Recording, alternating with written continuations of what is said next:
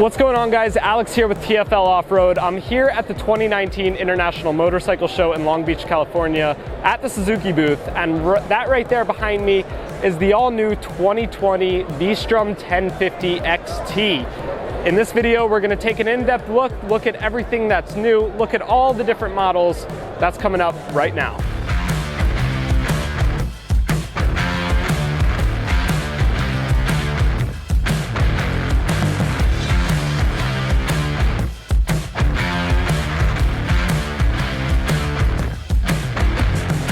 This is the brand new 2020 V-Strom 1050XT. So this is our adventure motorcycle. We've taken the existing V-Strom 1000 and refined it, added a little bit more horsepower, and added some really nice electronics package to the bike. The first thing you'll notice about the V-Strom is the design. It is very aggressive, very boxy, and this design is all new for 2020.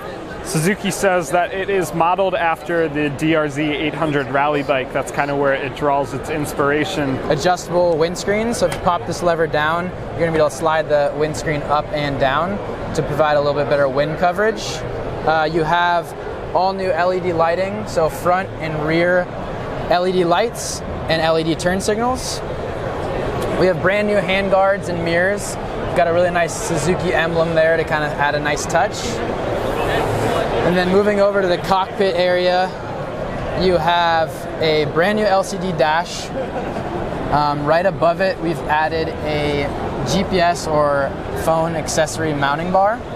And really nice, we have a USB power supply right there for your accessories. This year for the new V-Strom 1050, we have an increased electronics package. So the first thing that the bike has received is a ride-by-wire throttle. And what that does is it removes the conventional cable actuated throttle and provides a real smooth, linear feel. It also allows us to add the electronic cruise control.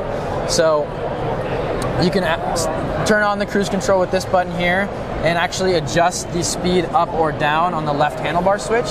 And it's really clean because it uses the existing mode switch we have here that navigates through your dash. We've also added new Suzuki drive mode selector. So what that means is we have 3 different mode settings. You have an A, B, and C, and that's going to allow you to switch for different power delivery settings. So how quickly the power comes on while you're riding, that's what that's going to change. Okay. The bike also has Motion Track ABS, which has a 6-direction IMU that measures how leaned over the motorcycle is while you're riding, and it will actually adjust front and rear brake pressure depending on your lean angle and available traction. The bike also has 4-mode traction control, so you have a 1, 2, 3 in setting, or off if you want to leave it up to the rider. The ABS I spoke about is adjustable also, so you have 2 settings.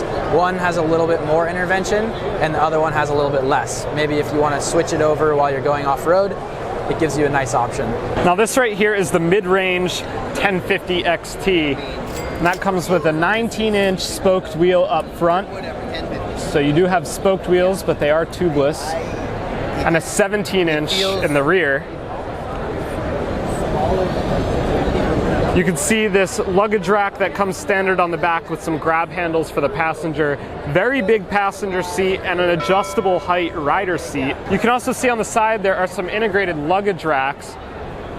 And when you take a look over at the 1050XT Adventure, you can see those in use with these Suzuki hard cases that are mounted to the side. This XT Adventure is the top tog of the V-Strom. There's a look at that right there. So it comes with these side cases. It also comes with these accessory lights mounted up front, as well as heated grips standard. This right here is the lower end model. So this is the regular V-Strom 1050. And on this model, you actually get cast wheels. So a little bit more of a road going bike. Even the lower end 1050 base model Comes with a remote preload adjuster for the rear shock, which is nice to see. Moving back on the motorcycle, you have 5.3 gallon tank. We've managed to get 106 horsepower out of this new motor while still retaining the same fuel economy. Underneath the rear passenger seat, you have another power supply. So it's a 12-volt accessory plug. And you can maybe mount up your heated jacket or charge another phone under the seat while you're riding. Here's a look at the motor. This is an updated 1037cc V-twin. We've added higher compression pistons, a larger throttle body, an oil cooler, and higher capacity radiator, so you have about 15% better cooling on the motor, and really to help with that horsepower increase. All new LED taillight and turn signals.